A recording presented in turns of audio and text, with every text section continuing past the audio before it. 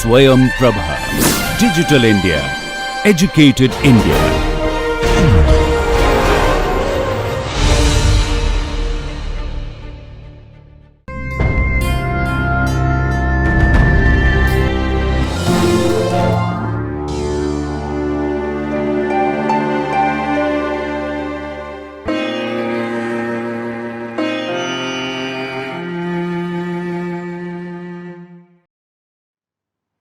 Welcome dear students.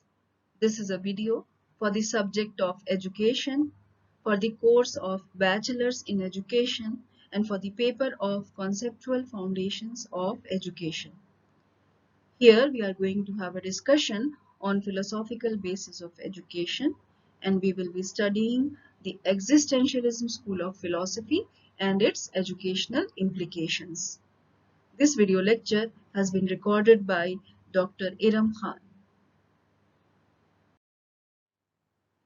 The course coordinator and the presenter for this video is Dr. Iram Khan from Jamia Millia Islamia, New Delhi. The academic expert or the reviewer for this video is Professor Jasim Ahmed from Jamia Millia Islamia, New Delhi. This video lecture has been produced under the project naming DTH Swayam Prabha Channels of MHRD, New Delhi. Hello dear learners. Today we are going to have a discussion on philosophical basis of education, and in this lecture we will be discussing existentialism, which is a major school of philosophy, and here we are going to have a study of the school of philosophy and its educational implications. I am Dr. Iram Khan, Assistant Professor at IASC Faculty of Education, Jamia Millia Islamia, New Delhi. So let us start the discussion. The objectives of this session are to discuss the meaning of existentialism school of philosophy, explain the various aspects of existentialism school of philosophy related to education, and to elaborate the significance of existentialism with respect to education. So first of all, let us see that what exactly this term existentialism is actually having, all those meanings and all those things which are related to it, and what exactly it is concerned to. So the nature of reality for an existentialist is a person who believes in existentialism. So for the nature of this reality for an existentialist is subjective, and it lies within the individual. The physical world has no inherent meaning outside of human existence. So they believe in this point that there is no any inherent meaning outside of human existence, and this physical world is meaningless if there is no human existence. So individual choices and individual standards rather than external standards are central. Existence basically comes before any definition of what we are. So here, uh, uh, basically, if we are an existentialist, we define ourselves in relation to that existence by the choices we make. We should not accept anyone else's predetermined philosophical system. Rather, we must take responsibility for deciding who we are. So basically, every single thing is decided by the person whose existence here is in question. So the focus is on freedom, the development of authentic individuals as we make meaning of our own lives. So there are several different orientations within the existentialist philosophy. Soren Kierkegaard, he was basically a Danish philosopher.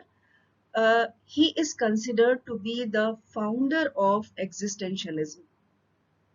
Another group of existentialists, basically they belong to the European culture, and they come from Europe.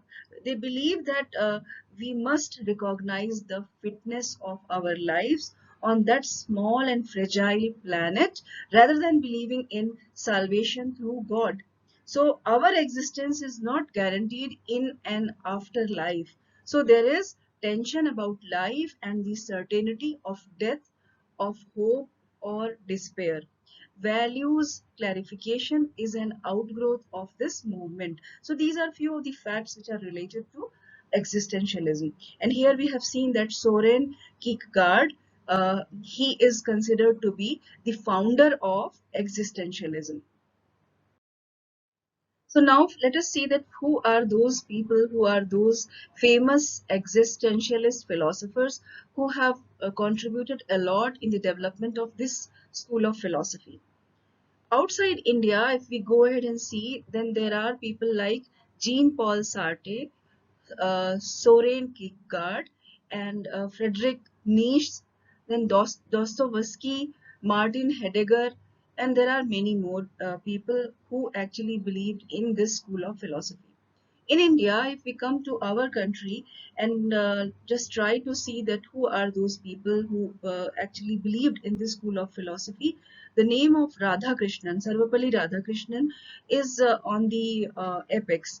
Though this philosophy is considered to be a thought process which is influenced by Western culture, so existentialist philosophers are mostly belonging from the West. But still in India, we have found some sort of influences which is seen in few of those people who are very much eminent. If we talk about them, then it will not be wrong that these people were also believing in this, in somehow they believed in this school of philosophy. So Radhakrishnan, Sarvapalli Radhakrishnan was influenced by this philosophy. And Radhakrishnan and the existentialist uh, philosophers, they both emphasize on the immense potentialities of human beings. Radhakrishnan maintains that man must be transformed and transmuted to a higher level of existence in course of evolution. Human being's greatness is not in what he is, but in what he can be. So basically, by this statement, you can just see that how they have discussed how they believed in the greatness of human being and what exactly is the strength of human being in terms of the futuristic way in which he or she can perform. Then some of the Indian philosophies which are very much prominent, like the philosophy of Bhagavad Gita, and Buddha. And in the modern teachings of Radhakrishnan, we have seen here, they also talk about some sort of existentialism. So Bhagavad Gita's philosophy is also very much influenced by some sort of existentialism. After the World War II, the French philosopher Jean-Paul Sartre suggested that for the youth, the existential moment arises when these young persons realize for the first time that choice is theirs and that they are responsible for themselves. Their growth is actually very much uh, in cognizance with their own selves. So they are responsible for themselves. When this particular point is arised, then they have got kind of existential movement. Their question becomes, who am I and what should I do? So this type of questions start coming to their minds. Related to education, the subject matter of existentialist classrooms should be a matter of personal choice. Teachers view the individual as an entity within a social context in which the learner must confront others, basically the views of others, to clarify his or her own views. So the character development emphasizes individual responsibility for making decisions. Real answers come from within the individual and not from outside or the authority. They basically start taking their own decisions. Examining life through authentic thinking involves students in genuine learning experiences. Existentialists are opposed to thinking about students as objects to be measured, to be tracked, or to be standardized. Such educators want the educational experience to focus on creating different type of opportunities for self-direction and self-actualization. Basically, the existentialists start with the student and rather than on the curriculum content. Basically, they don't believe solely on the content of which is offered through the curriculum. They actually say that the student is the foremost person who is going to decide on that what exactly should be the content which he or she should be taught. Let us discuss the basic premises of existentialism. Existentialism's basic premise is that existence precedes essence. It asserts that human being first arrives on the world scene and then he or she begins the effort of self-definition. So all philosophizing begins with an existing being who is aware of his or her own existence. This awareness of existence puts the human being or this person in a situation of being his or her own essence maker through individual, personal, and subjective choice making. Here we can say that the existentialist situation can be considered to be paradoxical. Each individual is unique and this uniqueness is of value in the world. We can't think of that every human being can be of similar nature. No, it's not possible. So we can say that at the same time, each person lives in a universe that is indifferent to human existence. Although we can see that there are individual differences which are found in all the human beings. So this awareness of one's own existence also implies a coordinate awareness of eventual non-existence. The eventuality of non-existence is a source of profound anxiety. Basically, it is of so much concern. So despite the fact that existence also carries with it the ever-present threat of non-existence, each person must work out his or her own definition in a meaningless universe. And this is quoted by Gutek in 1997. Now we can see that the basic thrust of existentialist philosophizing is to portray the human struggle to achieve self-definition through choice. These views define the person as part of a system and categorize him or her as a constituent element in a structure that provides the purpose for existence or the purpose for the existing of this human being. We have to see that the existentialism has given some sort of purpose of human life. And what exactly is this purpose? So existentialism asserts that human purpose is not automatically prescribed in the metaphysical or theological structure of the universe or in the sociological or ideological structure of society.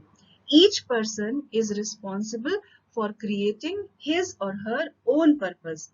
For existentialists, the basic philosophy or the basic philosophical issue is that the valuing and choosing is to be done. Values are not embedded in some conception of a metaphysical or sociological antecedent reality, but they are created by personal choices. No external universal criteria can be used to estimate values. The quest of an existentialist education is to cultivate an authentic person who is aware of freedom and the every choice is an act of personal value creation. Basically, the awareness of our own freedom and how we make our choices, how our values are basically created, all these things should be accepted by human beings and it should be created by him or her own. This is the main ethos, this is the main purpose of human life, which the existentialism school of philosophy actually states. Let us discuss the epistemology of existentialism. Existentialism sees the human being in more imprecise but also in more varied terms. The human person or the human being is rational but also irrational, thinking but also feeling, cognitive but also affective. So both the heart and the brain are functional. Both of them are actually making all sort of activities, and decision making is at times influenced by the feelings or the emotions. So existentialist epistemology assumes that the individual is responsible for constructing his or her own knowledge. Knowledge originates in and basically is composed of what exists in the individual's consciousness and feelings as a result of a human being's own experiences. Human situations are built of both rational and irrational components. So we can't say that a human being will be rational all the times. There would be those situations, those stimulus which can make a human being irrational at few of those times in which this person is having all those feelings which are making an like overcoming on the cognitive values. So the validity of knowledge is determined by its value and meaning to the individual. And existentialist epistemology emerges from the recognition that human experience and knowledge are subjective, personal, rational, and irrational. Existentialists prefer to probe human beings' aesthetic, moral, and emotional concerns as well as cognitive ones. So this was something which actually gives us some sort of information related to the epistemology of existentialism. Now let us see the aims of education which are enshrined in this existentialism school of philosophy. According to existentialism, the primary aim of education is the making of a human person as one who lives and makes decisions about what he or she will do and what he or she will be. So the aims are uh, basically varied. So let us see what exactly these aims can be. The first aim can be that basically this aim is that the aim of education is to lead an authentic life. What exactly this means? That the life which is based on harmony and responsibility. So this first aim is basically related to leading an authentic life which is based on harmony and responsibility. The next aim is education for life, where uh, getting himself or herself educated is told to be the very important aim uh, of the life of a person who believes in existentialism.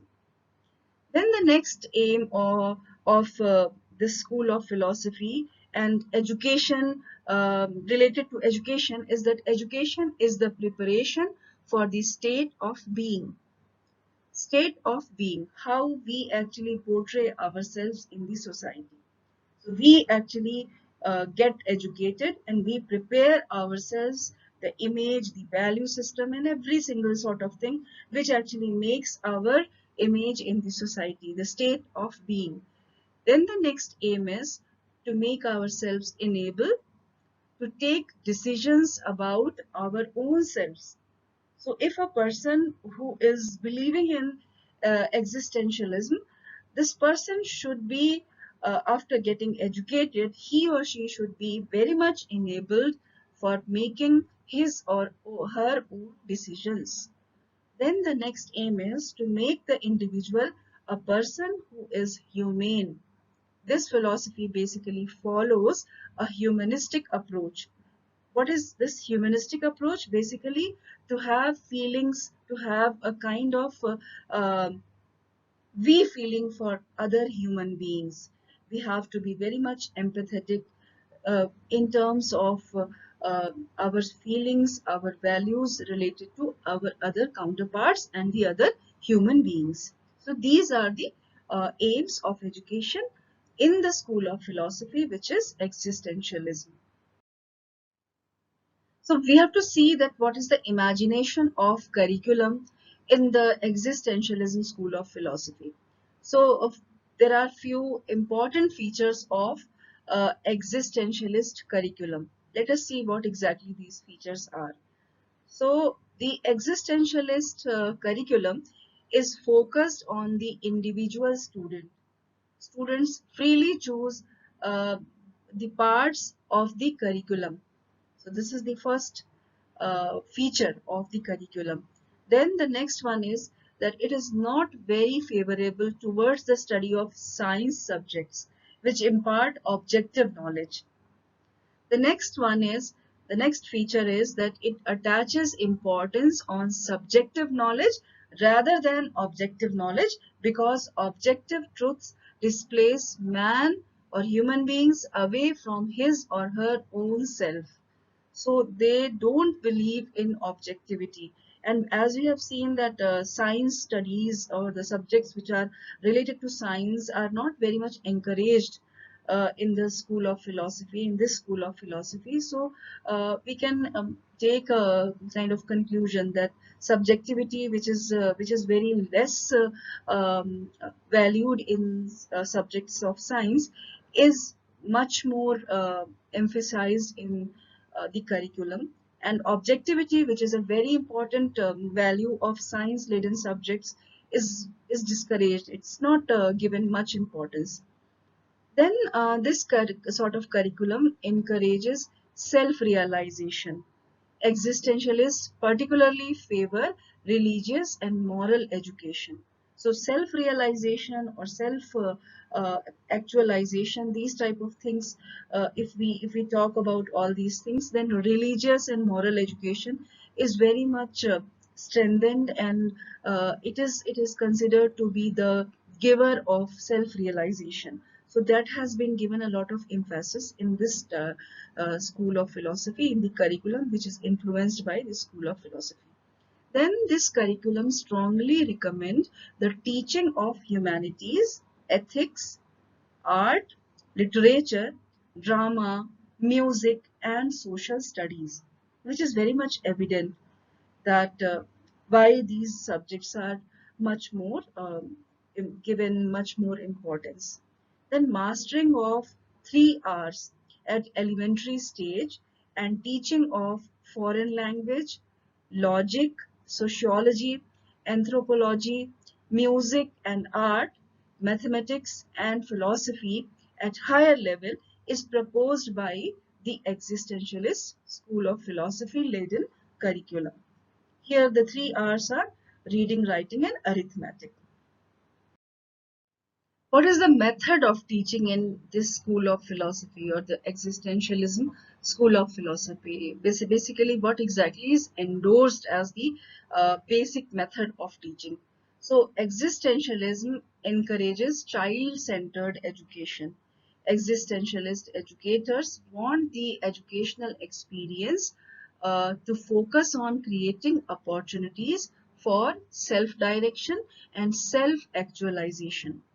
So, because the aim is to get the self-actualization and the self-direction, the teaching methods will be influenced of the thought that we have to gain self-actualization. So, what can be those methods? The first method which is suggested is the Socratic method in classroom teaching. What exactly is the Socratic method? At times we call the Socratic method as the question answer method also. So in the Socratic method, the teacher seeks to draw the information from learners by means of skillfully directed questions. So this question answer methodology works very well when it is happening in a very skillful way, and a lot of knowledge enhancement happens. Then the next thing is that learning is considered to be self-paced, self-directed, and it includes a great deal of individual contact with the teacher. Then uh, it includes asking questions, refining answers, asking more questions, and probing the issue until some acceptable conclusion is acquired, or the class has reached to an acceptable conclusion. Then a kind of inward questioning or self-questioning is encouraged by the teacher to awaken the awareness in the learner. Self-questioning makes a kind of process which actually ends to make a student or a learner get to the self-realization process. So the self questioning is very much given importance. A lot of importance is given to self questioning. Then this method of teaching also allows the students the freedom of choice and provides the student with experience that will help him or her to know himself or herself and recognize himself or herself's being. What is the being, the whole being, or you can say the whole personality is all about the realization of this his or her own personality is considered to be the foremost aim. And the teaching method gives a kind of freedom of choice and preferences, and basically it provides all those sort of experiences which can help the person to recognize his or her own personality or his or her own being. So this was all about the method of teaching, which is considered to be very important in existentialism. We have to see the role of teacher in existentialism. Like once we have seen the method of teaching in a very vivid way, we have to see that what exactly this teacher has to do in the school or in the society where the education is being being done or being transferred from one person to another, and the first person is taking the role of the teacher. So what exactly will be his or her role? So the existentialist teacher attempts to inculcate in pupils or in students a sense of autonomy, as well as it gives them tools that they can use to forge their own set of moral principles and define their own destiny, their own thought process, their own personalities. So there can be few roles which the teacher has to play, some important roles of a teacher in a society which is influenced by the existentialism school of philosophy. So the first role can be to help students define their own essence by exposing them to various paths they may take in life. So this is the foremost and the first role. The second one is to help the students to be original and authentic in developing values instead of imposing the values of him or her. Like if the teacher is having certain values, this teacher is not going to impose any of the values on the students. Basically, this teacher will be helping the students to get to the original and authentic values of his or her own, and he or she will not impose any of the values which he or she is having.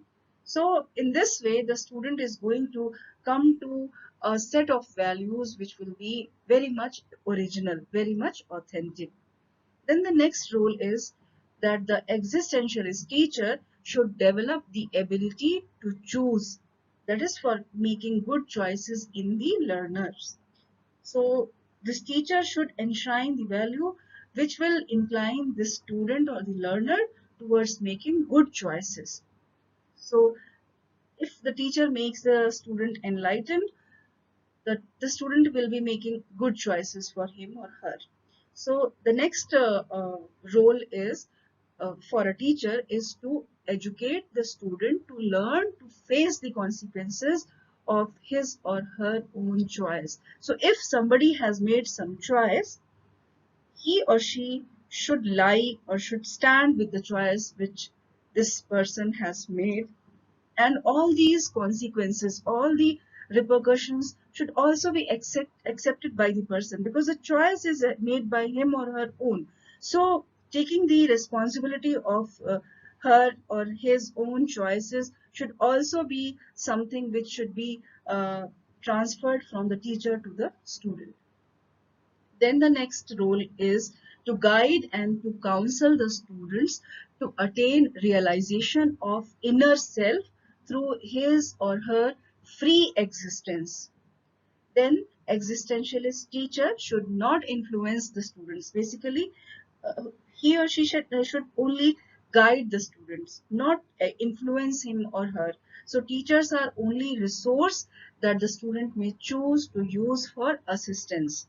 So this is something which actually gives a lot of importance to the student, where he or she has got a lot of choice in terms of even choosing a teacher for himself or herself.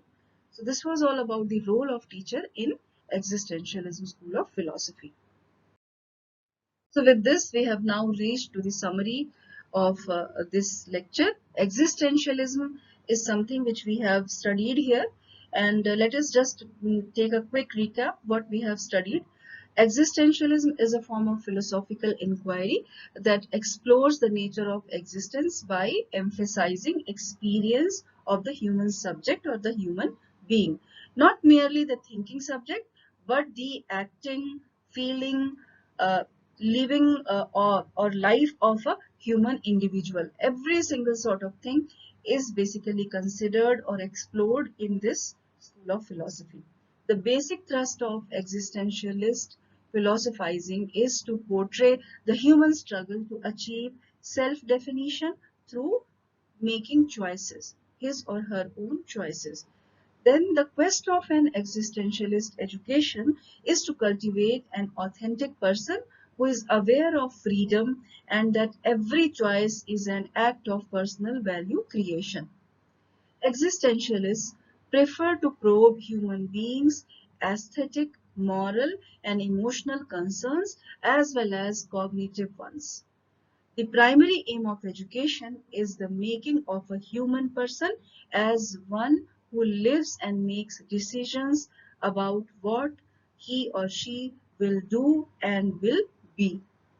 Curriculum of existentialism is also discussed. We have seen the important features of the curriculum, which is endorsed by existentialism, and we have also seen the methods of teaching, which are uh, which are very much focused, and also the role of teacher. So we have seen that the school of philosophy is a very strong one, which provides opportunity to make self-realization by the human beings. These are few of those references and suggested links which were considered while preparation of the lecture. You can also go ahead and see in detail that what exactly this philosophy, which is very much kind of elaborate in nature, and it is having a lot of depth, is all about.